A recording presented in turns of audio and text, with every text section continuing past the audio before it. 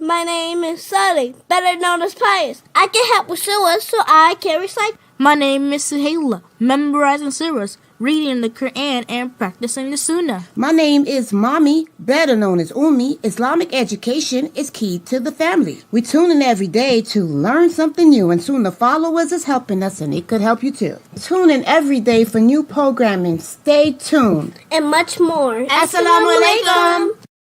Wake up in the morning, hands and feet get wet. My Lord, get wet. Get wet, my Lord.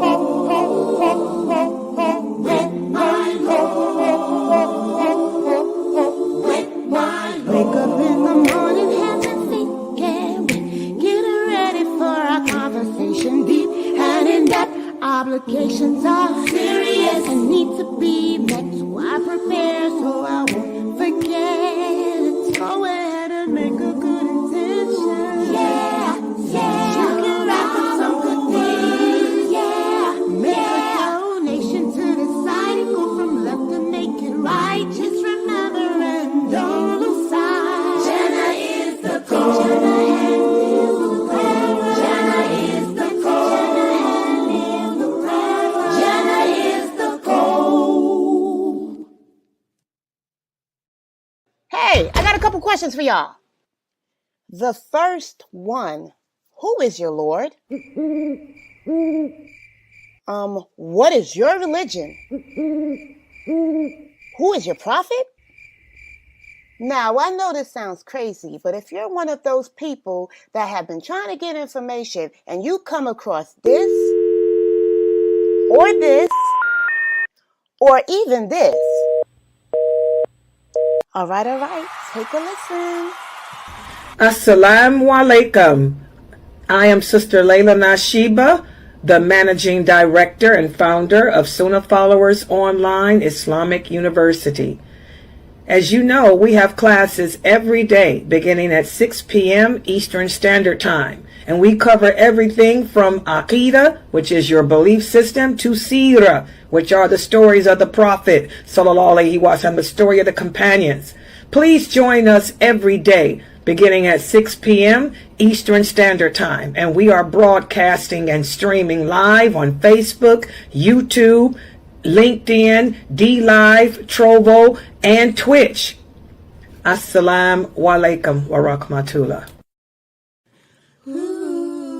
Proper Aqidah, Quran and Sunnah, Quran and Sunnah, Minhaj and Aqidah, actions speak louder than words, Sunnah-following kids, come with me.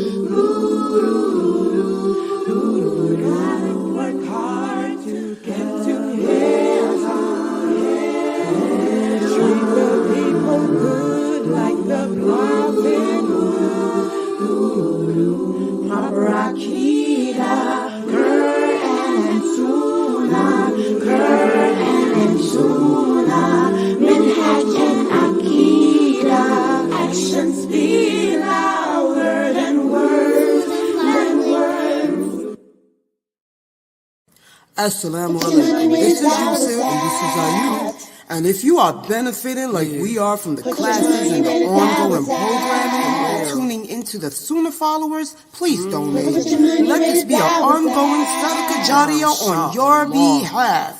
You're helping the kids, the converts, and everyone seeking knowledge. And it's a wealth of information every day you tune in. Don't forget, you are being rewarded for your generous donations to keep this programming on air. You know, just like what you're hearing, put your dollar where the dollar's at. Right here on Sunnah-following. Don't forget, donate. Right here to Sunnah-following and dollars out. Assalamu alaikum rahmatullahi wa barakatuh. Message. Assalamu alaikum. Upcoming class alert. Upcoming class alert. Yeah, you heard right. We got an upcoming class alert taught by Ustada Laila Nasheeba. So stay close, because listen, it's going to be good. This series is the series on the Jinn. Please, you're going to want to listen and take some notes. Streaming on all major platforms. Once again, taught by Ustada Laila Nasheeba. Streaming on all major platforms. Channel Sunnah-followers.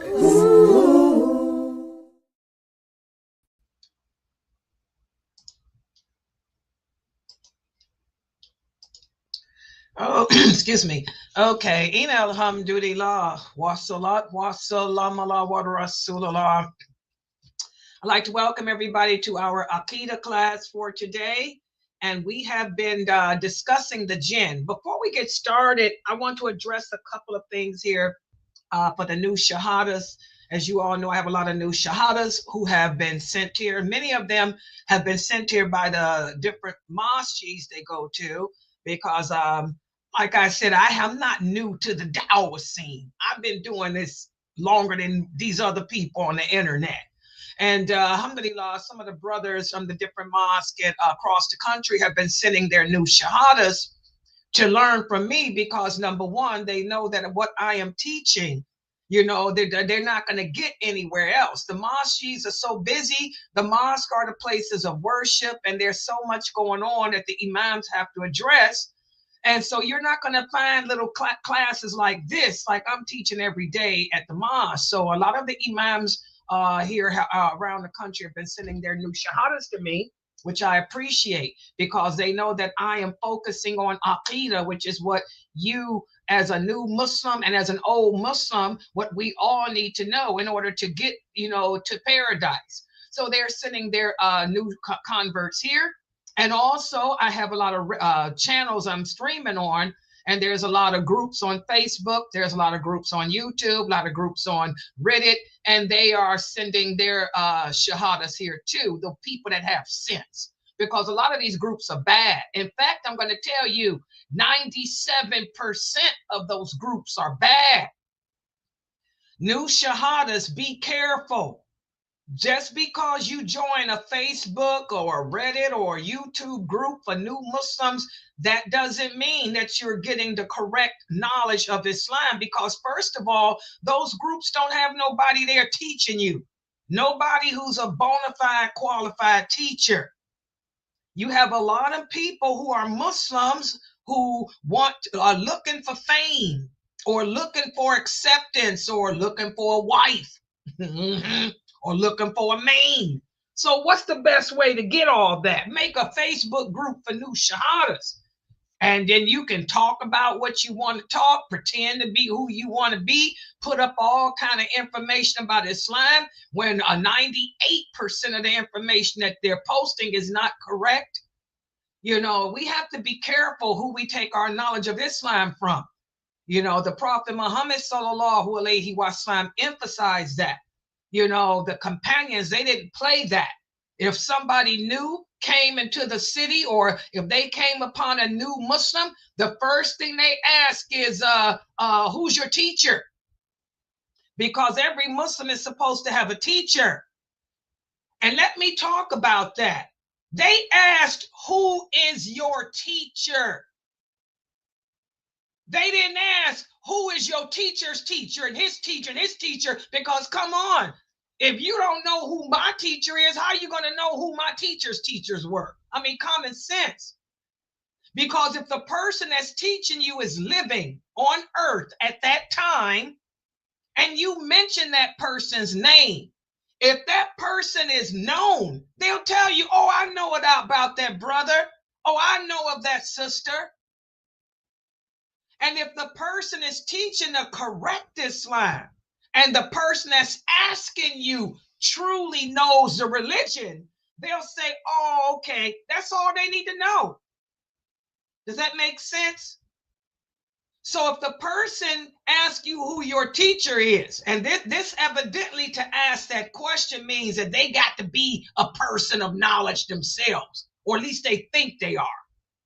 And you tell them, oh, my teacher is Sister Laila. Sister Laila's been around since 1986. My lectures are all on the internet I'm talking about. I was born in the 60s. Hello, I'm an old school woman.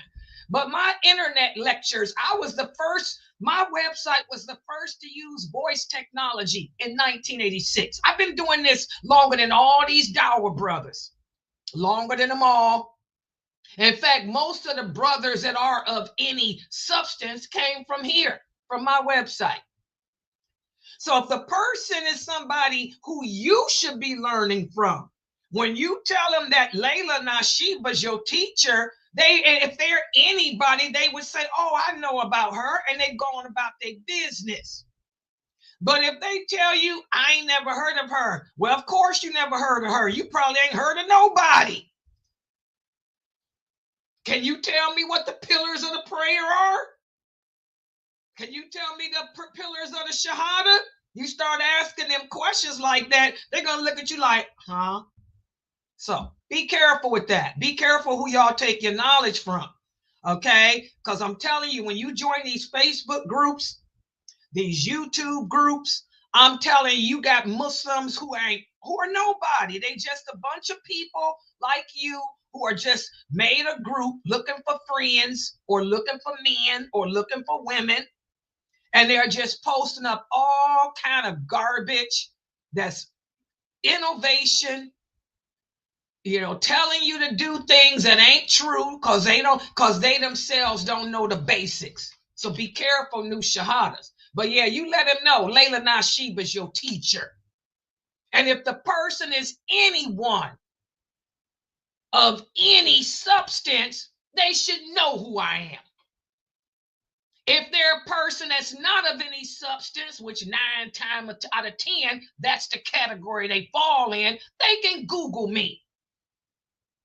And once they Google me, they ain't got to ask who my teachers are because it's obvious. You listen to me for 5 seconds, you will know, wow, either she know what she talking about or she don't. If you are a person of substance, you're not of substance, you're not going to like what I got to say. Because again, the truth is a bitter pill to swallow.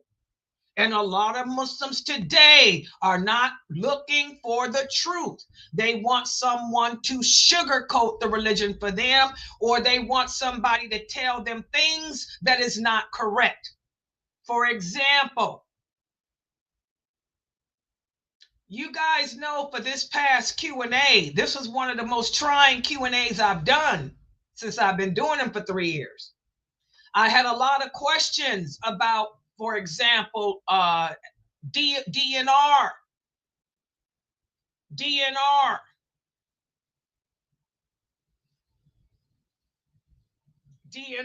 and stuff like that. And as we talked about, Islam is all about having love for Allah, fear of his punishment, and hope of his forgiveness. Allah is clear.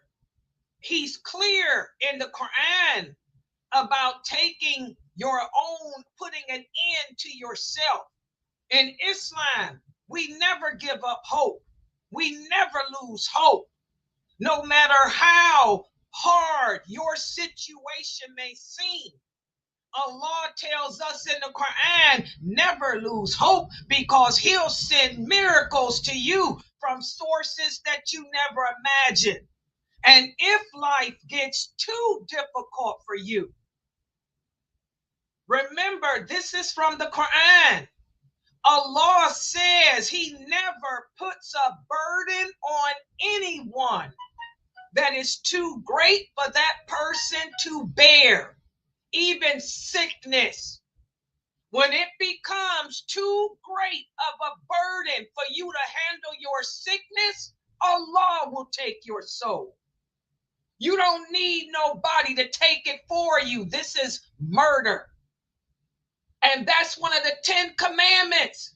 Thou shalt not commit murder.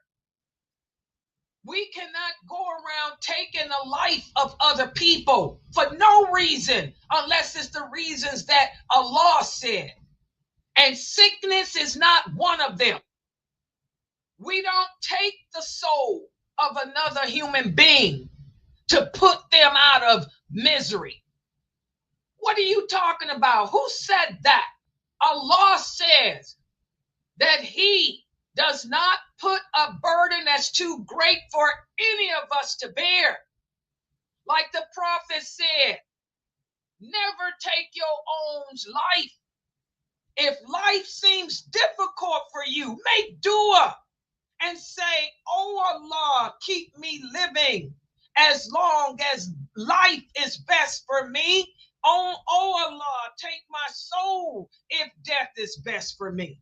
So I put my short out about that. Do you guys know? Look on Instagram. I don't pay attention to Instagram because I don't use it. But I looked at it and I got a comment from some Muslim nurses. And I am appalled. I hope the brothers, I hope Sheikh Atlee is listening to me. May Allah bless him.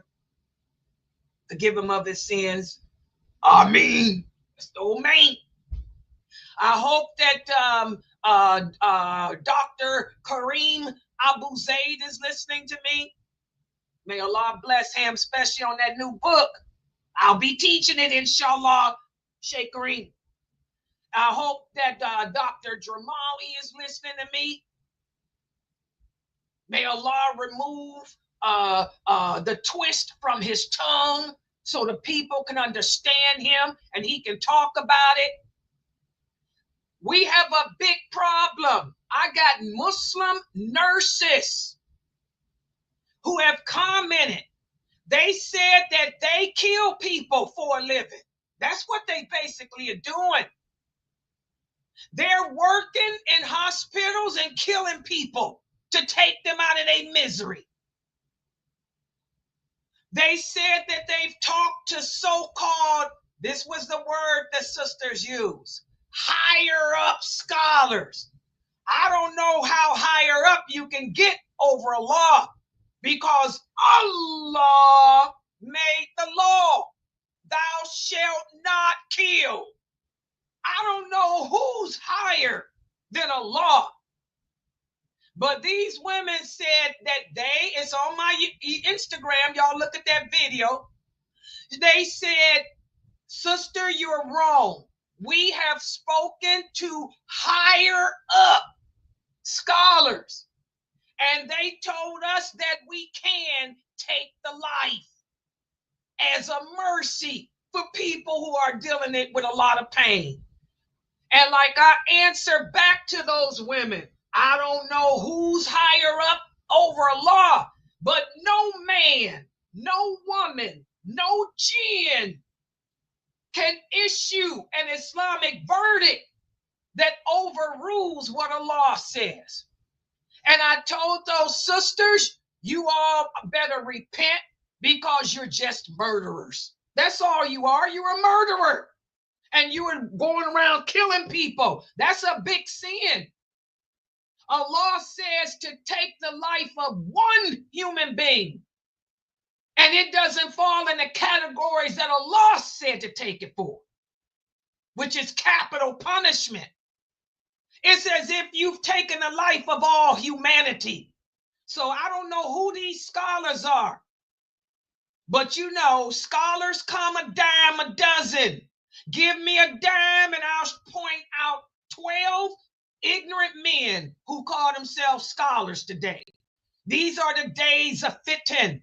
These are the days of the war against Islam. And the prophet said, whoever lives to see these days, you will see a lot of calamities coming our way before the war and also during it, because there'll be a lot of people who have memorized how to sing the Quran by heart, but they have no understanding of what they sing.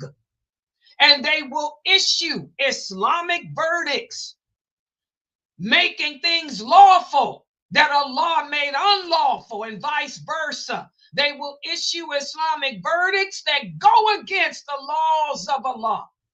And so welcome to the days of fitan. So I want all you women and men listening to me. No one, there's nothing higher than Allah. He's the most high. Man is a peon. Man ain't nothing but Allah's peasant. We're peasants. You don't listen to some man who tells you you can kill people because killing them is taking them out their misery. When Allah tells you he's the one that takes the soul, and he'll take it when he says it's time. Okay? Be careful, new shahadas and old shahadas too. The world is a terrible place. Sheikh Adley, Dr. Kareem, if y'all listening to me, y'all need to talk about that. Oh, this is an epidemic. I didn't know, but it is. And it ain't just happening in America. It's happening in the United Kingdom. These women, a lot of them are from the UK. They said that they're higher up scholars. I don't know who they are that's higher than Allah. It's also happening in Australia. 2 of these women are living in Australia, in Sydney. They said they're higher up scholars. Like I said, I don't know who's higher than Allah to them, but that needs to be talked about.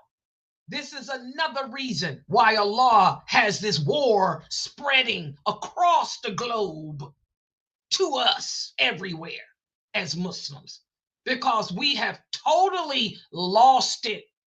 We have transgressed the limitations of Allah.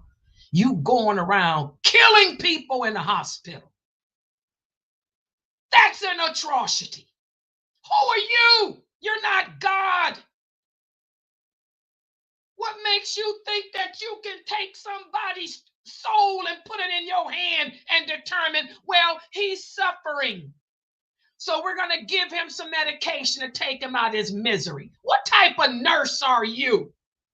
You're in the wrong profession. You're supposed to save lives, not take lives. I have a great respect for the nursing field. My daughter's a nurse. My granddaughters, both of them are in nursing school. My cousin is a nurse. A lot of nurses in my family. Either they nurses or they engineers. Okay? But you women are disgraceful because you're taking lives. Who are you? I bet your personal life is miserable. By the way, guys, when we do things like this, that's haram, I want y'all to look at those people's personal life. These women probably ain't got no husbands, can't keep them. Your kids probably messed up. Oh, yeah, you better wake up and smell the punishment of Allah. Take the soul of one of my relatives when they in the hospital.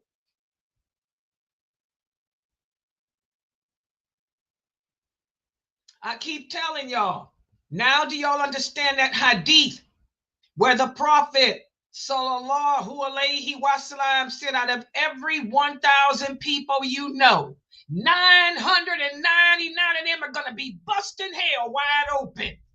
I've never known such corrupt Muslims before in my life. You women, first of all, you need to be at home learning your deen. How can you even feel comfortable with yourself living, doing that type of stuff to people? Like I told them, all the lives you took, you're going to answer to Allah for it. Yeah, you know, this type of drama comes to Laila. Yeah. Yeah, I get the bad people, don't I? The brother here says, Sister Laila, you get them all. Yes, Imam, I do.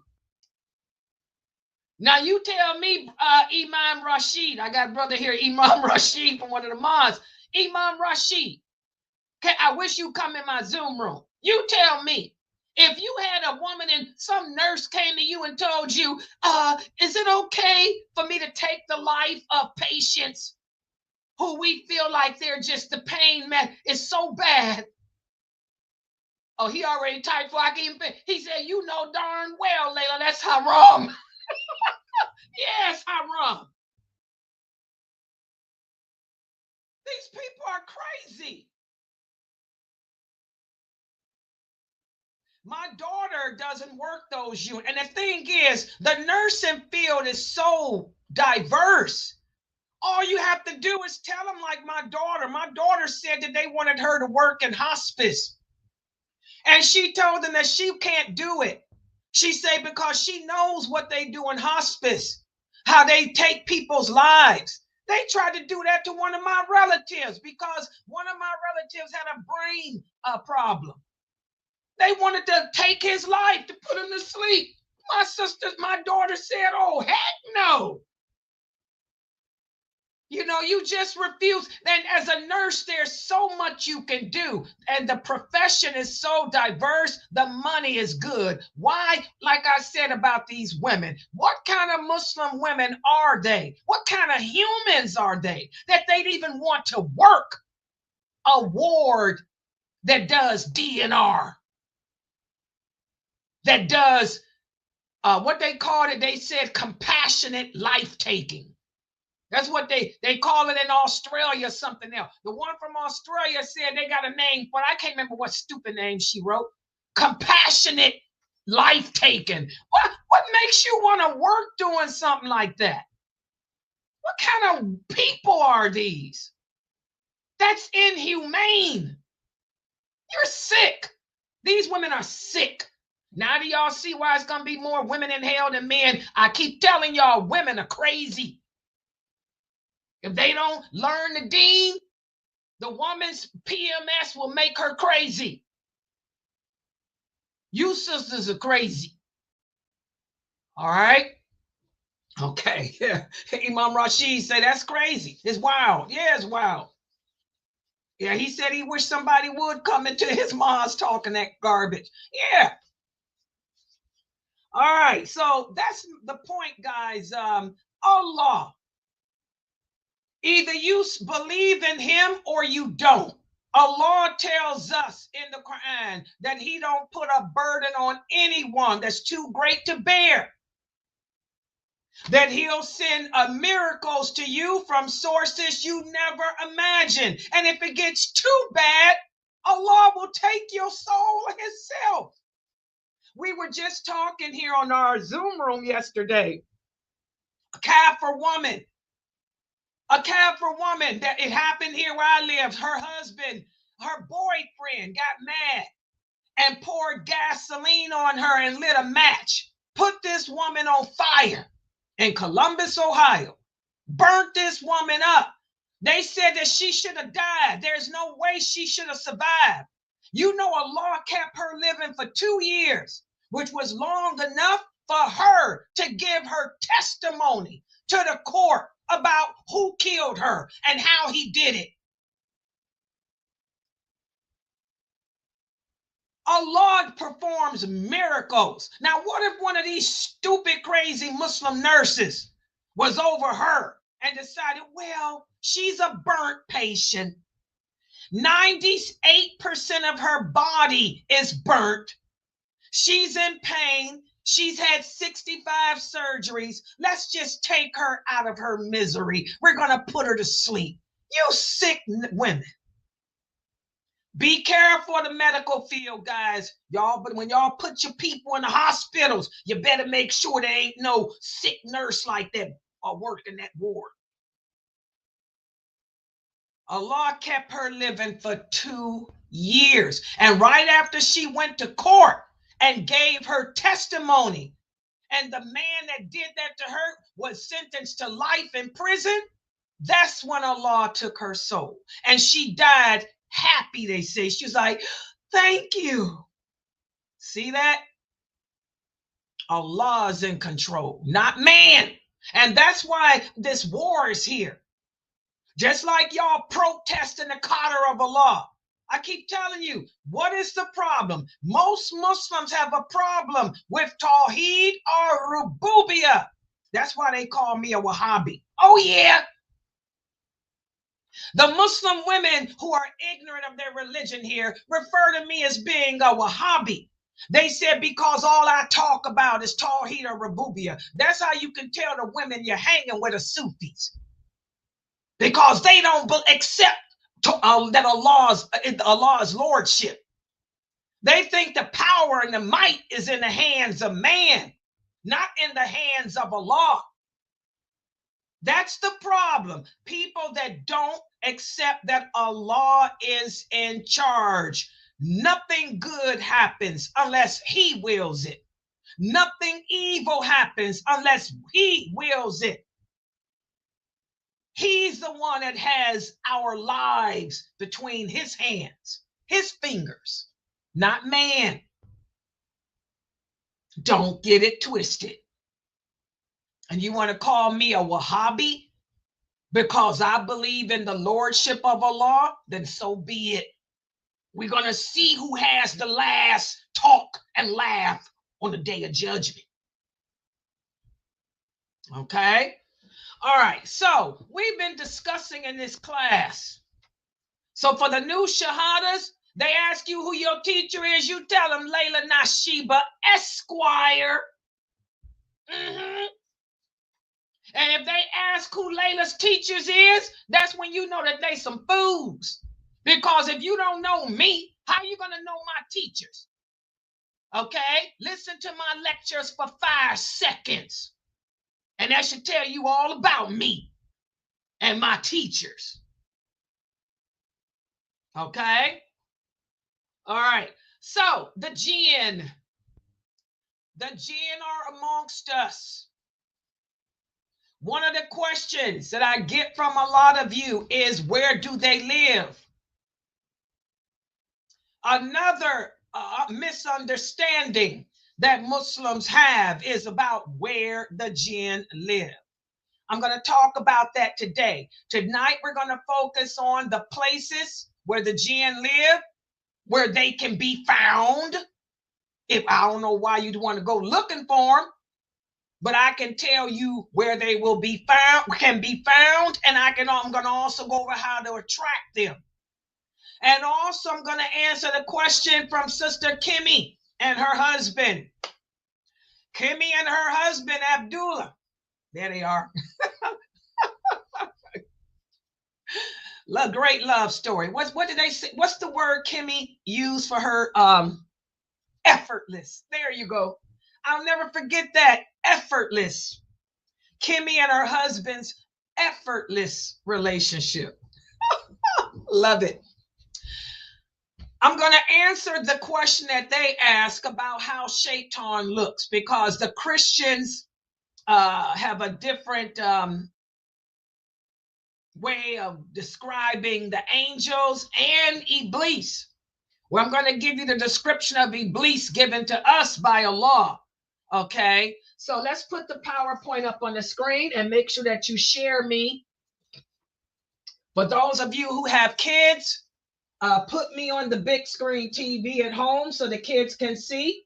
Go to YouTube. My channel is Sunnah-followers. Yes, turn on YouTube. Go to channel Sunnah-followers. You'll find me there. Put it on the big screen for the kids. Okay, and take screenshots. The parents take screenshots for the children.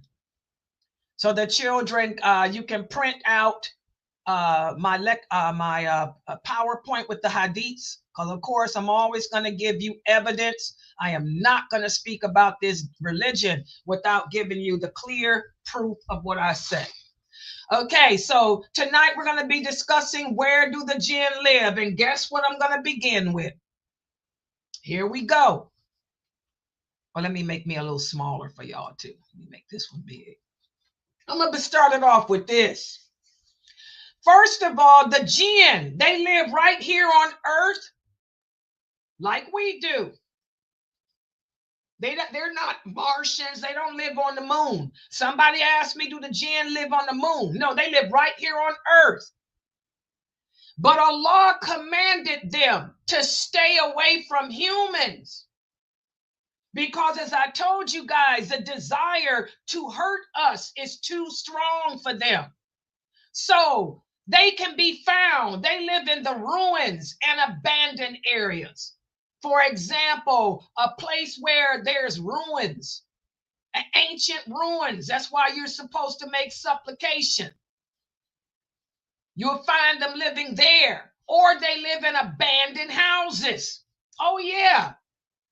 You hear about people moving into a new house and they see ghosts. Those ghosts are jinns. Jinns will take on the appearance of ghosts to run you out way because they were living in that abandoned house. They also live in the woods, in the forest. They also live in the mountains, in the desert.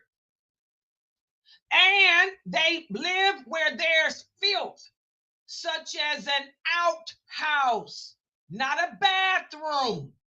I want everybody to pay attention to this picture because a lot of people don't know what an outhouse is. This is an outhouse. Inside it is a hole in the ground. And what do?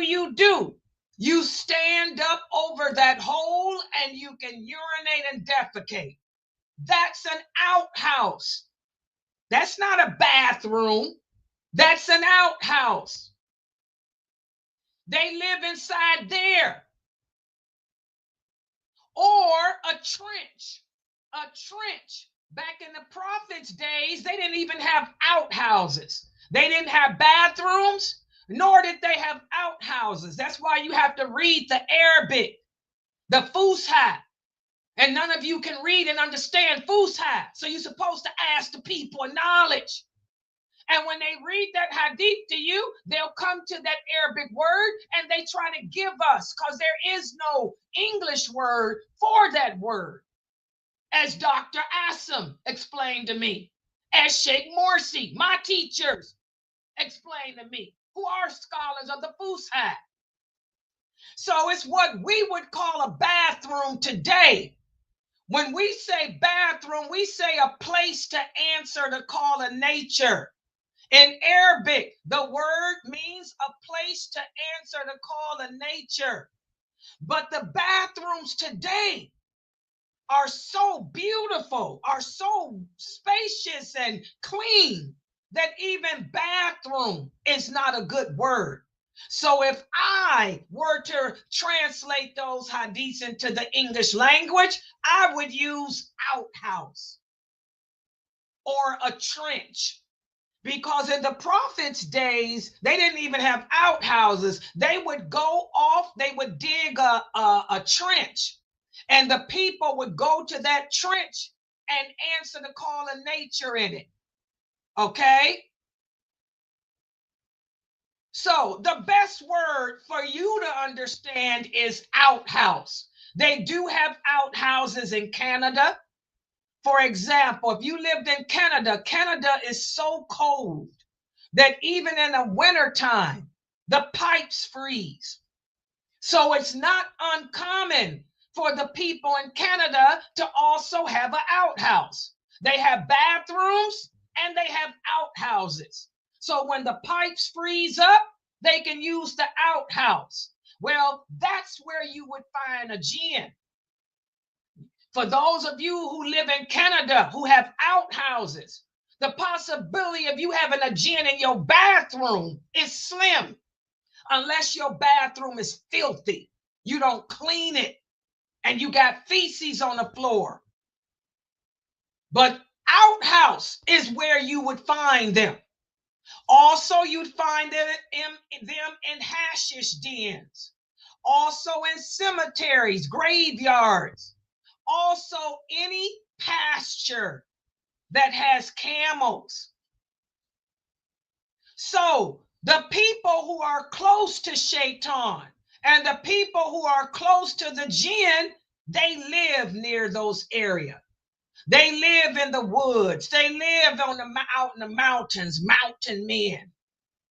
Or they'll live inside an outhouse. Or they sleep and live in the graveyard. And all of that. But that's where the jinn live. They live here on earth, but they were told to stay away from us. Now, we have authentic hadiths. But like I said, you have to read the Fusha and know the Fusha, where the Prophet Muhammad sallallahu alaihi wasallam has forbade us to pray in an outhouse. That's the word I would use. Because in Arabic it means the prophet has forbade us to pray in an area of defecation and urination. There is no defecation and urination in any of my bathrooms. My bathrooms are so clean, you can eat, live, and sleep in them. All I need is a TV. Okay? And when we have toilets, we flush our toilets. What are you doing with a jinn in your toilet? If you got a toilet that flushes, the jinn live in feces. They live in defecation. So now you tell me, are you leaving urine and feces in your toilet? If you are, you could have a jinn in there. They eat dung, you know that. The jinn eat dung. But most of us, we have a bathroom with a toilet that's in a separate closet or a toilet that flushes. It's clean. Ain't no jinns in my bathroom. If you got jinns in your bathroom, then that's a sign that you a nasty person. You're a filthy person. That means you got urine and feces everywhere. You're filthy. All right? So the hadith that says to not pray is talking about don't pray in an outhouse. Now, if I lived in Canada, I can't pray inside that outhouse. Because what's on the floor? There's the hole with all the feces. And it stinks. Outhouses stink. The water doesn't flush. Did y'all know that? Our toilets have running water. It flushes. The feces is gone. An outhouse, the feces is right there. You can smell it. It don't flush. It's just right there with the urine. It's nasty. They got to put chemicals in it. Ugh. So I don't pray in no outhouse. I don't have an outhouse. Alhamdulillah. So don't get it twisted. And by the way, that's another short. When I put that short out explaining that about the prayer, y'all should have seen the over 2,000 comments I got from a bunch of Muslims who call themselves students of knowledge. They called me kafir. They called me everything that Allah is going to pay them back for. And they're nothing but the denizens of Iblis. Because they're ruwaybida. All this knowledge they claim to have about Islam, and they don't know the basics. They don't know the difference. First of all, they can't read Fusha. Secondly, they don't know where we can pray and where we can't. That's a basic they should have learned when they were a child. My mother taught me when I was a child, you cannot pray in an outhouse, but the rest of the earth is a place of worship for you, Layla. And my mother told us as kids, keep the bathrooms clean. Don't ever leave urine or feces in the toilet because that's what attracts the jinns. My mother raised us with that. My mother let me know ain't no jinns in our bathroom unless you're going to leave urine, feces, and filth in there. Your mama should have taught you that too. It ain't my fault that the women today are too busy trying to be career women and kill people. They too busy out killing people, having a career, instead of being at home, learning their deen and teaching their children. This is what happens when we choose this dunya over Allah, over the hereafter. Our children pay the price, and they grow up ignorant. And they grow up cutting off the heads of the people who do know their religion, while you're putting people to sleep. Astaghfirullah, sad people. So that's why the prophet said that we don't pray in an outhouse, because of the impurities there, and because that's the place of the evil jinn. They eat that stuff. They eat dung. And that's also why we don't pray in a cemetery, because the jinn live there. When you hear people talk about how they go to the grave and they see ghosts, ghosts are real. Who are the ghosts? Don't y'all know ghosts are the jinn? The jinn can take on the appearance of a dead person and they come and haunt you. That's the jinn. They come out in the graves because what are you doing there? You know, we got people that sleep in the graves. We can't sleep in the grave. We got people that eat in the graves. We don't do that as Muslims. But for those ignorant people who do, of course they're going to see jinn. They're going to see all kind of ghosts. Okay? And also, how you guys are worried about a bathroom. Ain't no jinns in your bathroom unless you filthy. But what you need to worry about is the mall. How many of us like to hang out at the market? How many of us like to go to the mosque and try to pick up girls, pick up boys? Many of them hang out in places of evil, like the mall, the marketplace, places where music is, places where women walk around naked. You brothers that call yourselves students of knowledge and you want to come and put your 2 cents on my shorts, while you sitting there praying on Times Square, you sitting there praying with the jinn. The jinn hang out on Times Square. Oh yeah, where there's drugs, where there's prostitution, where there's music, gambling, naked women. That's where the jinn are. Instead of being concerned about a bathroom, you need to concern yourself about taking your prayers to the mosque and not to the street. Listen to what the Prophet sallallahu alaihi wasallam told one of his companions, bro. He said, if you can, do not be the first person to enter a marketplace and do not be the last to leave it, because they are the places of Shaitan and he raises his flag there. Hello. So instead of attacking Laila Nasheeba, who knows her deen, attack yourself. Get out of the marketplace. Get out of the mall. Get out of the streets with your so-called dawah boots, imitating a Jehovah Witness. We ain't no Jehovah Witness. We don't put up dawah boots. We ain't Christians. And this hadith is authentic. What's the source? Sahih Muslim, bro. When you come at Laila Nasheeba, you got to come right. Because I'm going to make you look stupid. Okay? So the jinn hang out at the malls. They hang out at the marketplace. They hang out in Times Square in the streets. Those dawah boots that y'all putting out on the streets to argue, that's where the jinn are. You're probably arguing with some jinn anyway. Okay, that's probably why you're getting smacked. The jinns are smacking you. Okay, we stay away from the places that can be sources of evil. Also, guys, again, they can live in houses. That abandoned house across the street. That brother and sister moved out of their house 2 months ago. When a human being moves out of his house, guess who can move in? The jinn.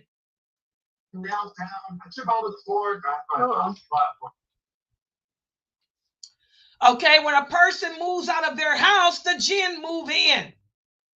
And that's why the Prophet Muhammad sallallahu alaihi wasallam taught us that whenever you move into a new home, recite Surah Baqarah or recite Ayat Kursi. This is a sunnah. When I move into my new apartments, whenever I move into and I used to move a lot. Y'all know I move a lot. I always recite Ayat Kursi. So that way, if there's any jinns living there, it'll make them leave. Or even when you go vacationing, how many of you do that? I used to take my grandkids to the mountains several times a year. We'd rent a cabin and go to the mountains. Whenever we rent a cabin, when we walk in, open the door, the first thing I would do is recite Ayat Kursi. So if there's any jinns living in that cabin, they'll leave. Because number one, the cabin is empty. Number two, it's the mountains. The mountains is where the jinn live. And even when you do go camping in the mountains and stuff, recite Ayat Kursi, because that way it'll make the jinn that's around leave, move away from you. And that way you don't end up hurting any of their children. And we're going to talk about that. The jinn have children. And if you end up stepping on one of their kids or something, they're going to come after you and haunt you. Okay? So the devils do live in houses like we do. We can stop them from entering and make them leave by mentioning Allah's name when we enter the house and by reciting the Quran, particularly Surah Baqarah and the verse of the throne, Ayat Kursi. And also, our Prophet Muhammad, sallallahu alaihi wasallam, he told us that the jinn come out and they walk the earth at night, at Maghrib, at Maghrib. That's why we have that authentic hadith, Bukhari and Muslim, where the Prophet said, when Maghrib comes in, bring your children inside the house, close the door and lock the windows, because the Ifrit, who are the Ifrit? They are the worst of the jinn, the most troublesome jinn. They come out at Maghrib. And then when Isha comes in, you can open your doors back up. Open your windows back up and let the kids go out after Isha. So between the time of Maghrib and Isha, stay in the home. And then after Isha, you can go back out. Okay? And also, any jinn, when they hear the adhan being called, they run away because they can't stand listening to it. And during the month of Ramadan, not all the jinn are locked up, but the evil ifrit are. But your personal jinn is still around, and the lesser jinns are too. So, wait a minute, hold on for 1 second. I want to make sure that this ain't nobody had this one of them kid. Jayla, I'm doing a class. Oh my goodness, look. Salam alaikum. Assalamu alaikum. Oh, look at her. She's growing up. This baby's so pretty. Look at all that hair she got. She looks like your mother and me. I see me. You look like me. Okay, well, let me call you. Hey, Jayla, I need you to fix my, you gonna put my chair together? Yeah. When you gonna come over and put my chair together? I bought a new chair, and I also ordered the tripod thing. Probably this weekend I'm off. Okay, well, I need you to put this chair together for me and my tripod. We'll talk about it. I'm on the website, but I'll call you back. Okay? Right. Call. Did you let Grandma Sauter see her like that? No. Call Grandma Sauter. She'll love seeing all that hair. That baby's hair done grew. Oh my God. Her hair is curly like a Dubai. MashaAllah. Okay. Okay. Assalamu alaikum. I'm sorry, guys. Grandkids. I had to make sure my granddaughter all right. I've been trying to get her to come and put this chair together forever. And also, I got ordered a tripod. She got to put that together too. Yeah, I'm trying to get the streaming together for these other websites y'all got me on. Y'all can see me still, right, Brother Edward? I'm using my camera. Yeah, I see. Oh, don't turn your camera on, Edward. It'll distract me. If I see you on camera, it's going to distract me. Yeah. Thank you. Okay. Tell your wife not because of that, but because look at a person looking at me is weird. I'm not, yeah. But y'all can see me in that room, right? Everybody can see me. Okay, good. Y'all got the PowerPoint too? Okay. Okay. I got the sound off. I can't hear you. Don't talk, because if I turn the sound on, listen what happens, Edward. Oh, shoot. If I turn the sound on, then the people, it'll be echoing because they'll hear here. Okay. Oh, wait a minute, y'all. I messed up. I'm sorry, Edward. Wait a minute, guys. Hold on. Oh, I messed up the phone. See what happens when the phone rings. Okay, I'm back. All right. So the jinn, when we're going to talk about this when I go into the Ramadan talk, the jinn, they are locked up in chains, but not all of them. Only the afreet during Ramadan. The rest of them are not. Okay, let's continue on. All right. Okay, also, a lot of us like to go to the park. A lot of us like to go to the woods. You know, the jinn live in the woods. They live in parks because they're told to stay away from us. So they live in communities that are separate from ours. And they love to sit between the shade and the sunlight. And this is why, as Muslims, if we go to the park or if we're sitting outside, you know, we don't sit with half our body in the shade and half our body out, because that's how the jinn sit. And we're supposed to do the opposite of them. Just like we don't drink or eat with our left hand, because that's a fickle regulation that the jinn do. We don't sit outside under a tree with half our body in the shade and the other half not, because the jinn love to sit like that. So we don't imitate them that way. And also the jinn have animals. Remember, we talked about how they eat and drink just like we do. And we went over the hadith, whereas the jinn had asked the Prophet Muhammad sallallahu alaihi wasallam about food because they couldn't find food. And the Prophet made dua for them. He said, every bone which the name of Allah has been mentioned over, you will find it covered with flesh for you. And also the dung, like I told you guys, they eat dung too. The dung of the camels is also fodder, can be used as fodder for your animals. So the jinn have animals, and they have fodder for their animals too, that's made from the dung and the animals that we use. Okay.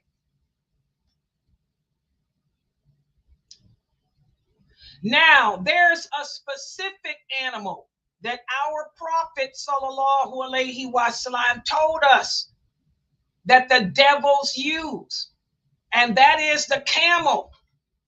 The Prophet sallallahu alaihi wasallam said, verily, the camel has been created from the devils, and behind every camel is a devil. And this is why, as Muslims, we cannot pray in the pasture of camels. And here's the dalil. The Prophet sallallahu alaihi wasallam said, do not pray in the pastures of camels, because they are from the devils. Instead, pray in the fields of the sheep or a cow or something like that. The sheep are blessed, but not the camels. Also, another authentic hadith. Do not pray in the resting place of the camel, because they have been created from the devils. And by the way, these two authentic hadiths refutes the claims of those Muslims that say that it's haram for us to eat the urine and the dung of the camel. This is not true. The urine and dung of any animal that is permissible for us to eat is not impure. Does everybody understand that? You know the hadith. Before Allah revealed penicillin. Remember, for every sickness comes a treatment. Back in the 6th century, during the Prophet's time, the penicillin was not invented. Allah didn't send that knowledge to us. But instead, how did they treat the flu?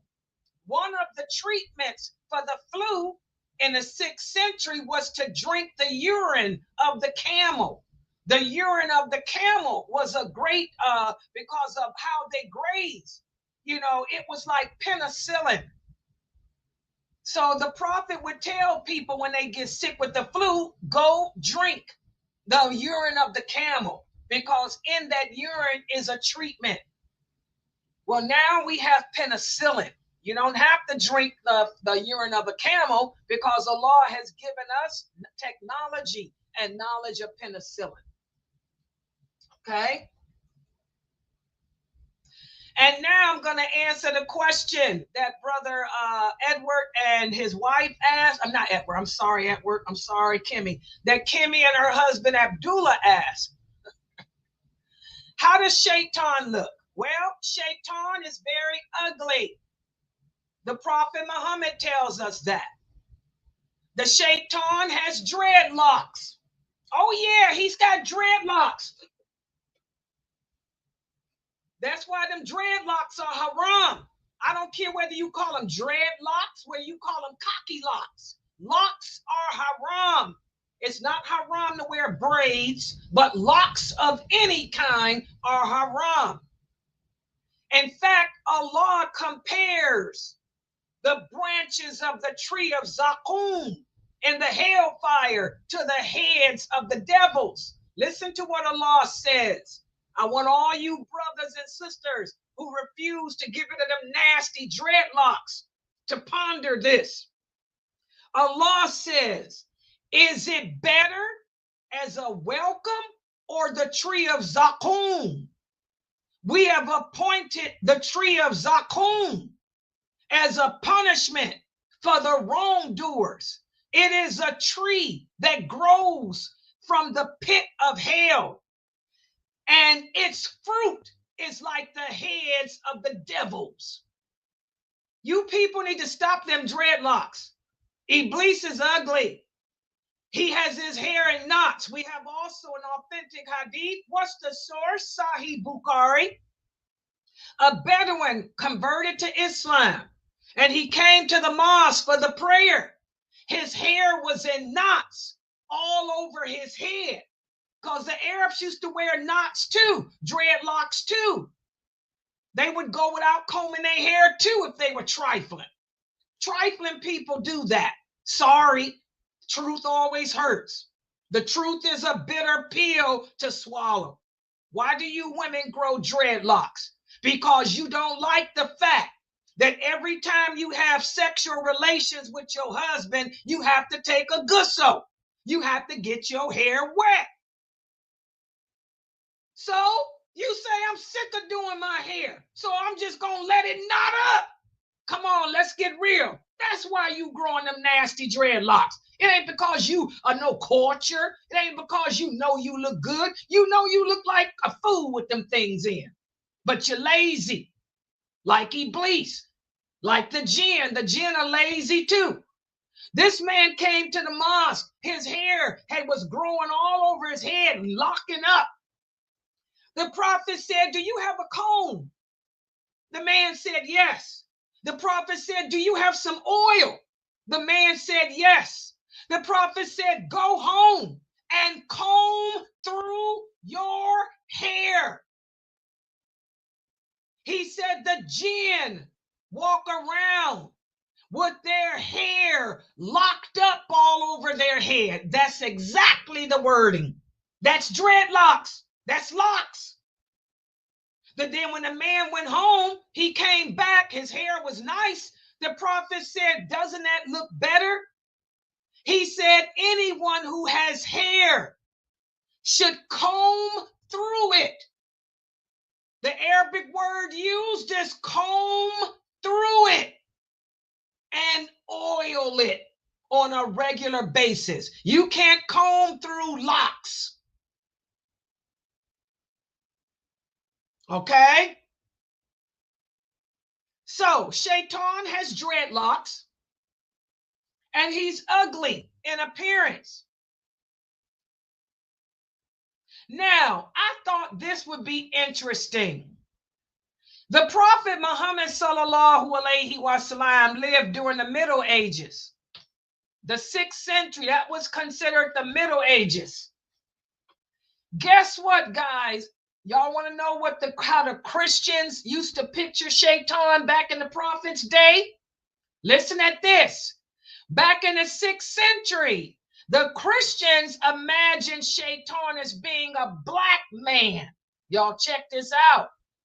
Show how these Christians were crazy. They pictured Shaitan as being a black man with a pointed beard, high eyebrows, and a mouth that blew out flames of fire. And they also pictured the black man to have horns, a hoof, and a tail. Why did I bring this up? When the slaves came to America, what's one of the things they used to always ask the Africans? Can we see your tail? Y'all see that? Then that's Christianity. What happened to Paula? What's her name? Y'all know, the Food Channel lady that they fired. Why did they fire Paula? Because she had asked one of her servants, she had one of her housekeepers as a black person serving, and she grabbed him and said, I wanted to feel your tail. That's why they fired Paula, whatever her name is. Okay? She wanted to feel his tail. So that's where it's come from. Even in the time of the prophet, sallallahu alaihi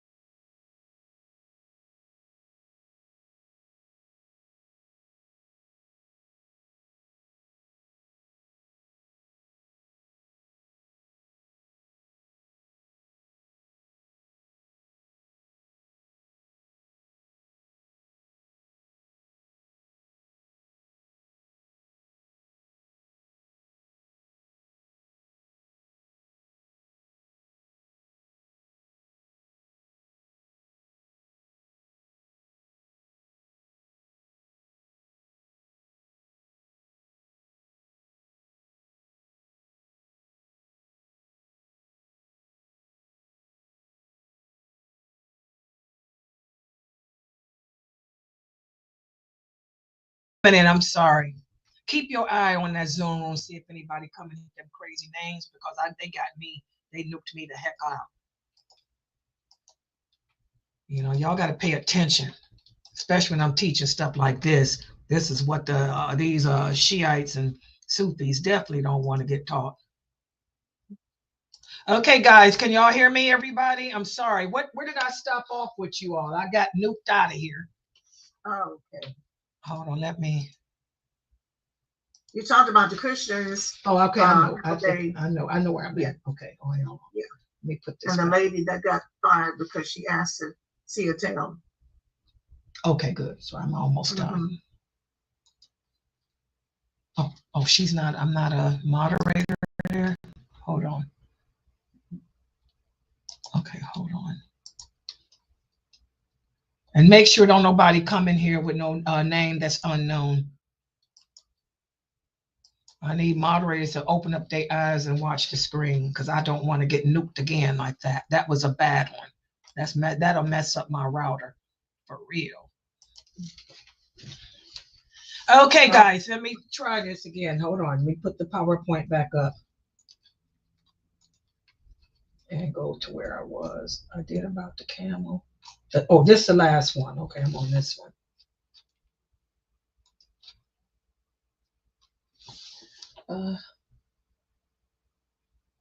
Wait a minute. Okay, I think this is where I stopped off. I talked about Shaitan, how Shaitan is unattractive. He's got dreadlocks, and they know that ticks people off. Oh yeah, they don't like me talking about them dreadlocks. That's why they nuked me out of here. Okay, but dreadlocks are haram. Shaitan has them. He's ugly, and also Allah tells us that Shaitan has horns. In fact, he has 2 horns. Let me put this here. We have this hadith, whereas the Prophet sallallahu alaihi wasallam said, do not try to pray. Do not pray when the sun is rising or when it is setting, because the sun rises and sets between the 2 horns of a devil. What does that mean?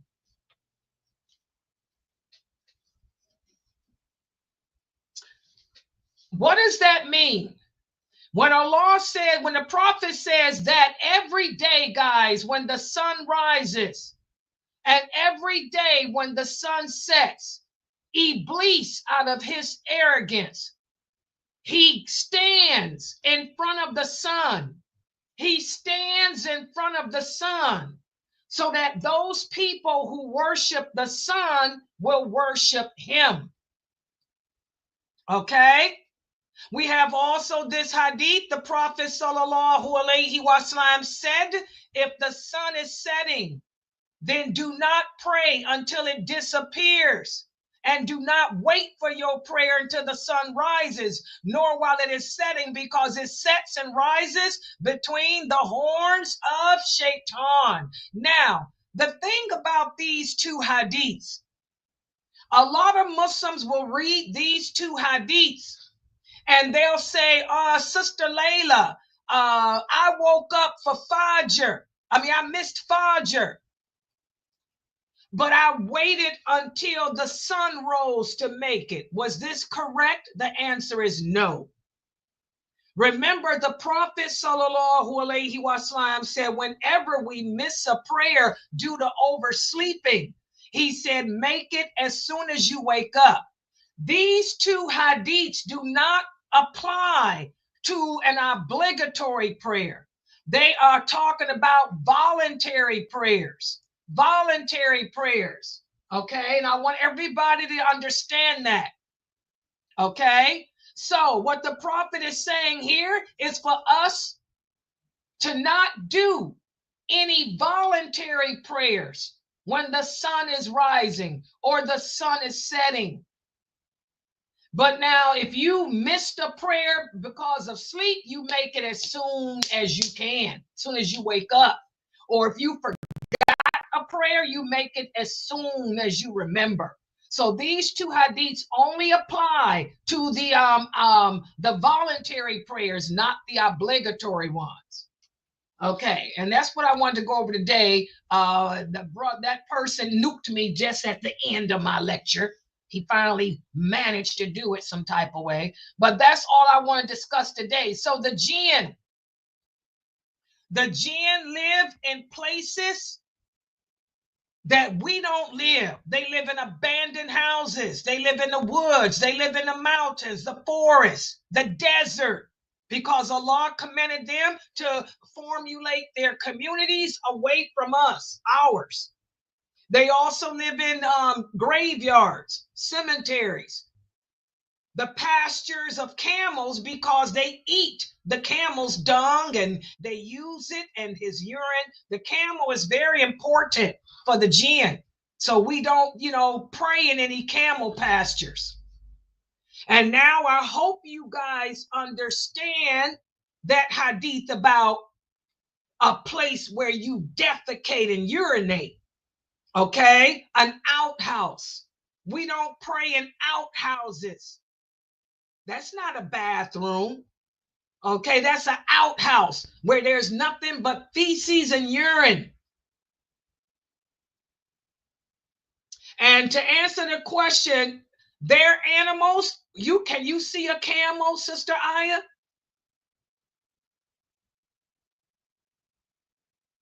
There's your answer.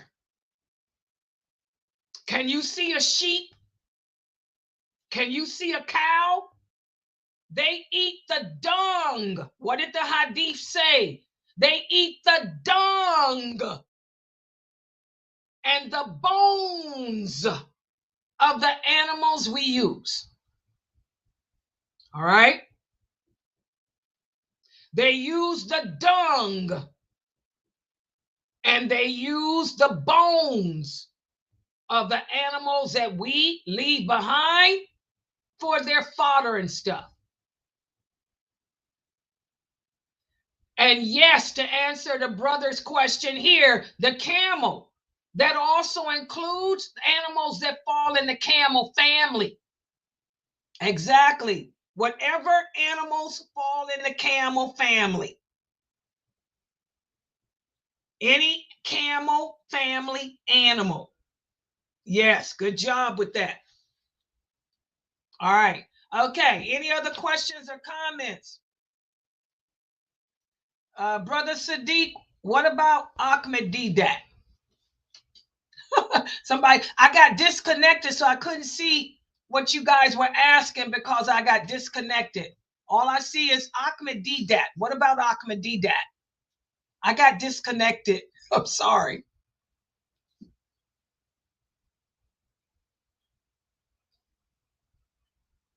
Okay, that was from yesterday.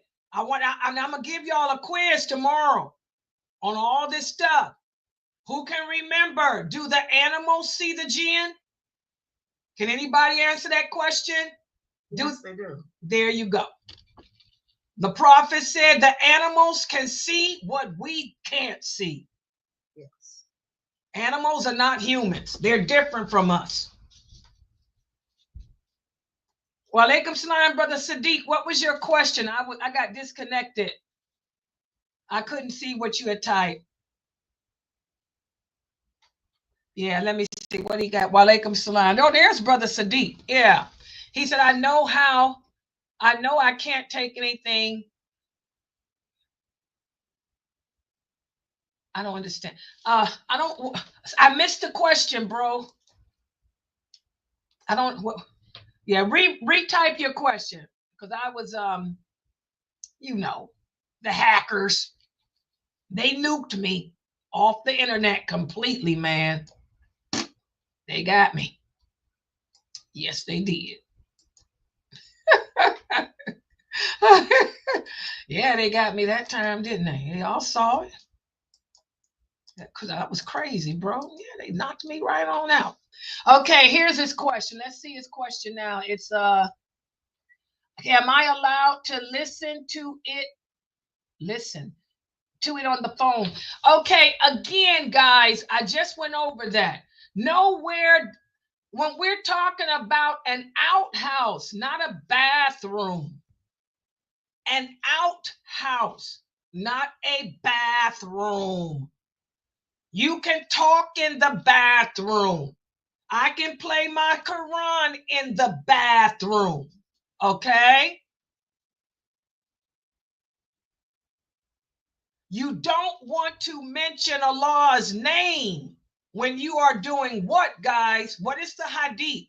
We went over that hadith a couple of weeks ago. What is the hadith about mentioning Allah's name? What does it say? Don't mention his name when? When you're on the toilet, defecating and doing all Yes, that. we don't mention Allah's name when we are in the process of urinating or defecating. Why? Because as the prophet said, it's what? Why did the prophet not answer? Why did he say we don't mention Allah's name while urinating or defecating? Out of respect.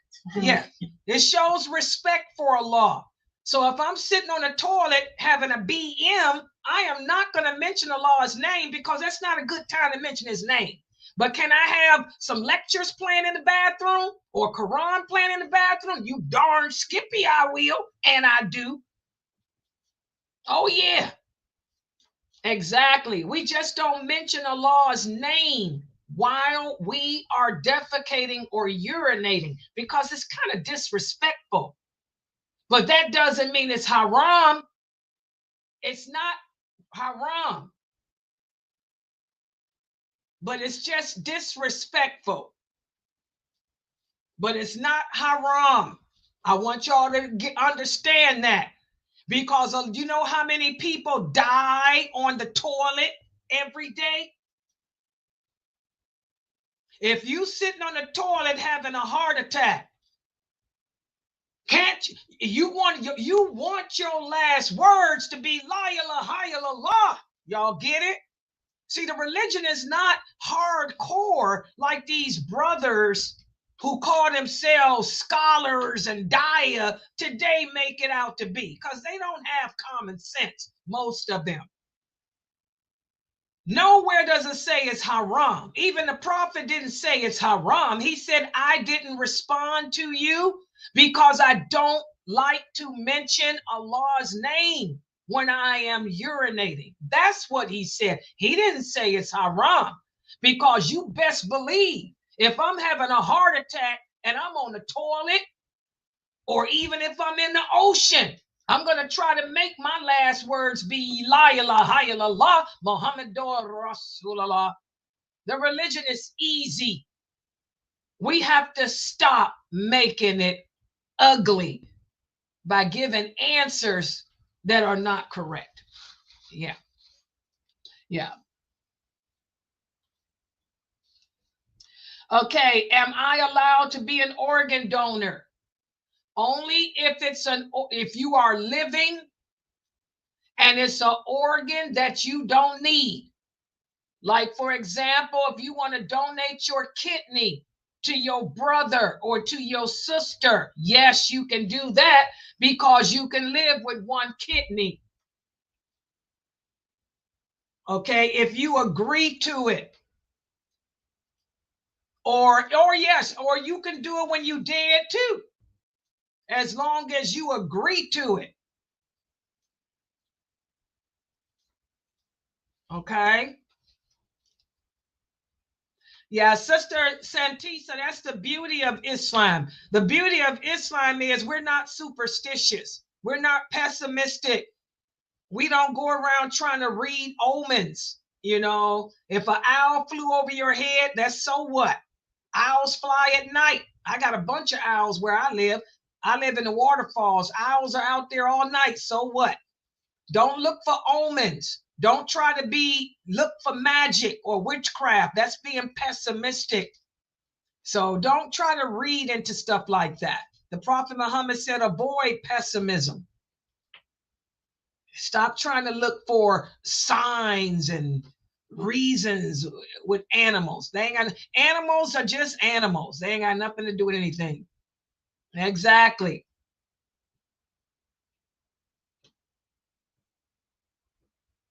Animals are just animals. They look at anybody.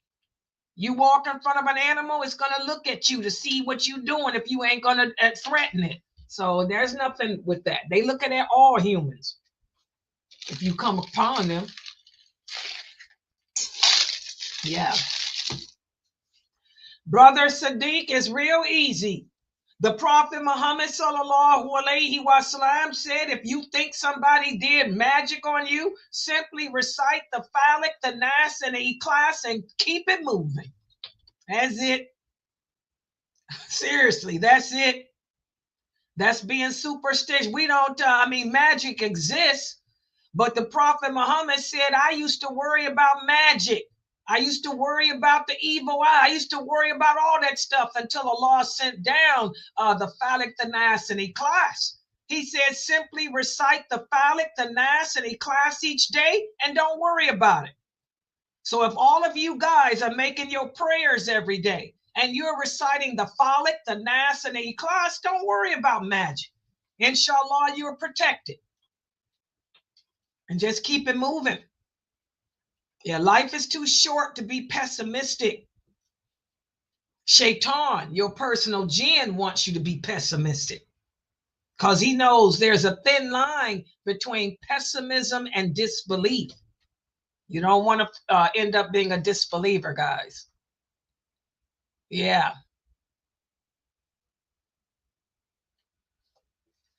Yeah, any other questions about that? Yeah, we're going to go into more about the jinn too. Yeah, we're going to talk about the ghost and all that. Those are jinns.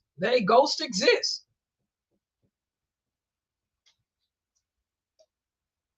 You don't have to. No, you don't have to, Sister Yasmin. Now you're talking about ruqya. The Prophet used to do ruqya, but I don't have to blow my hands and wipe over my body. Yeah, I don't have to do it. The power is not in blowing. The power is not in wiping. The power is in the words of Allah, guys. It's the words of Allah. Believing the words of Allah, that's the power, not air, not wiping. It's the power. So no, you ain't got to necessarily blow in your hands. No. Recite the supplications and believe in them. That's the power. Yeah, exactly. Yeah, the brother here typed, Islam is so beautiful, Sister Laila. You make it so beautiful. Well, thank you. May Allah bless you too for that comment. I try to make it real, guys. I try to keep it, real. I really do. Yeah.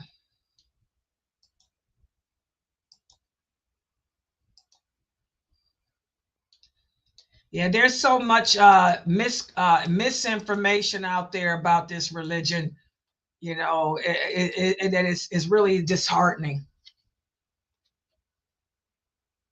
Is it not innovation if I blow my hands or wipe my bed? What are you wiping your bed 3 times for? What are you doing that for? The Prophet didn't blow in his hands and wipe over his bed. He didn't do that. No, I don't know where that came. That's not from Islam. The Prophet used to blow in his hands and wipe over the part of his body, of a person's body that was hurting if he was doing ruqya. If my arm is hurting, I can blow in my hands and wipe over my arm. But do I have to blow in my hand and wipe over the arm? No, I can just sit there and recite the verses. I'm going to tell you guys, one of the things about the 70,000 people that will enter paradise without being held accountable, one of the things about them is they didn't do ruqya. I don't do that. I don't do ruqya either. They were so strong in their faith, they trusted in Allah. They didn't even do ruqya over themselves. If you want to do ruqya of yourself, you can.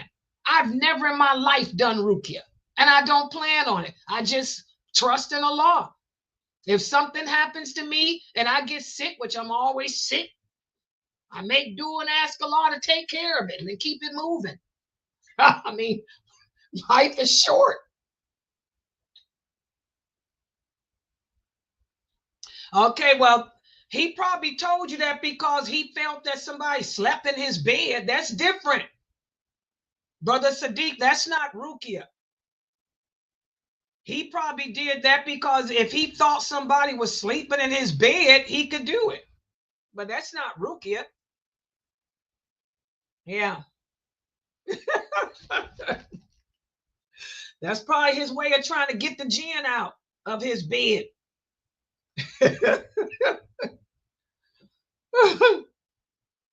And see, I'm different.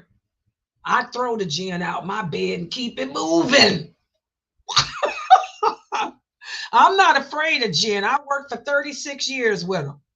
For real. I don't fear no jinn, man. I may fear other stuff, but it ain't no jinn. I throw them out the bed and keep it moving.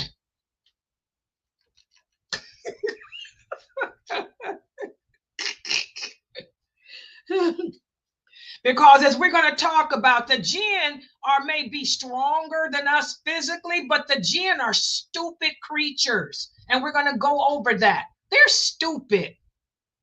They're more stupider than we are. They're slower in their thinking process.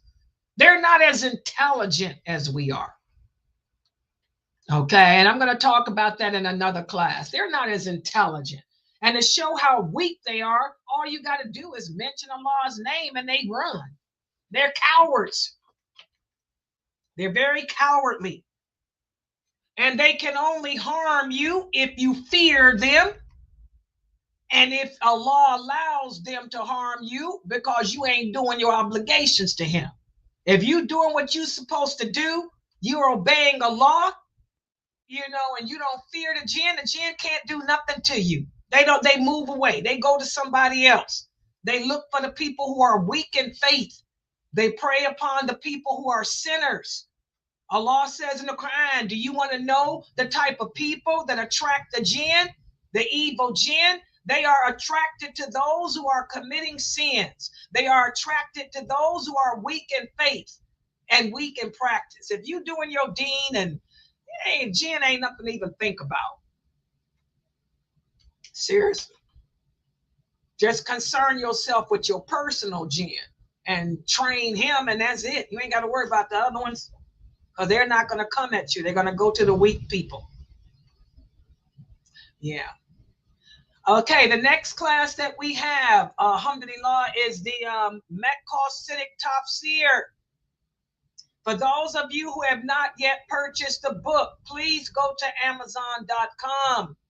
The Mecca-Siddiq Tafsir Volume 2 by Sheikh Kareem Abu Zaid. You get it off of Amazon.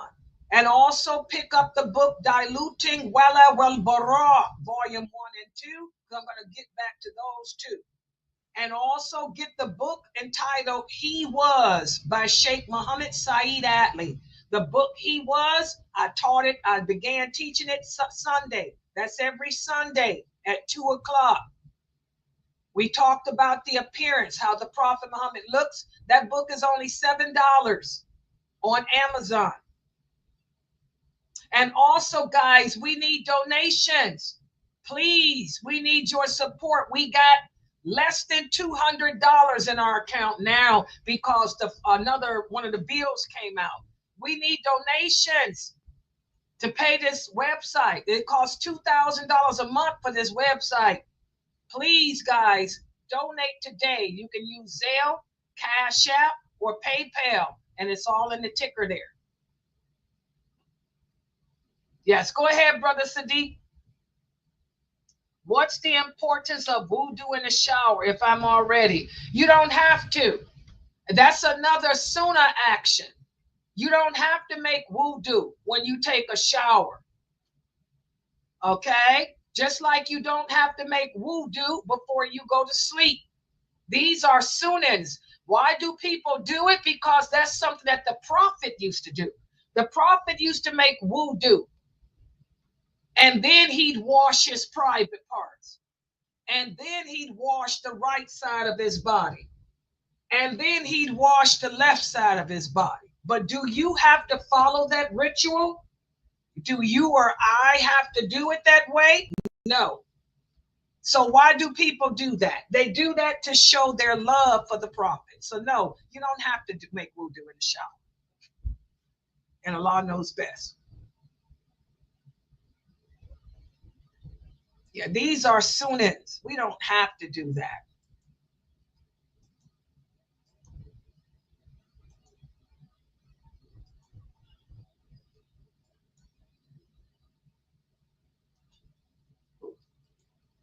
Yeah, y'all see them? I'm looking to see it. Yeah, Brother Edward, I did. I ordered that stuff. It should be here, inshallah, tomorrow or the next day. So that way I'll be able to really set it up right with you guys. Inshallah. Yeah. Yeah, they can help you, brother Sadiq. Yes, that's true. Why do we do the sunnahs? We do it to get closer to the Prophet Muhammad and to show our love for him. We do these things to show our love for him. But do you have to do them? No. Is Allah gonna put you in hell for doing them, for not doing them? No. Is Allah gonna ask you why you didn't do it? No. But if you want to get closer to Allah and also show your love for the Prophet, sallallahu alaihi wasallam, that's why we do that. Yeah. Yeah. Okay, guys, I'm going to log out. We'll be back at 9:30 for the Metcalf Siddiq Tafsir class, and we're covering pages 39 through 42. We're going to speak about how the Quran works, how the Quran works with your fitra. What happens to your fitra, the fitra within you when it adheres to Quran? We're going to speak about that. So I'll be back in 1 hour. So the next class is in 1 hour, inshallah. Subhanakallahumma wa bihamdika ashhadu an la ilaha illa anta astaghfiruka wa atubu ilayk.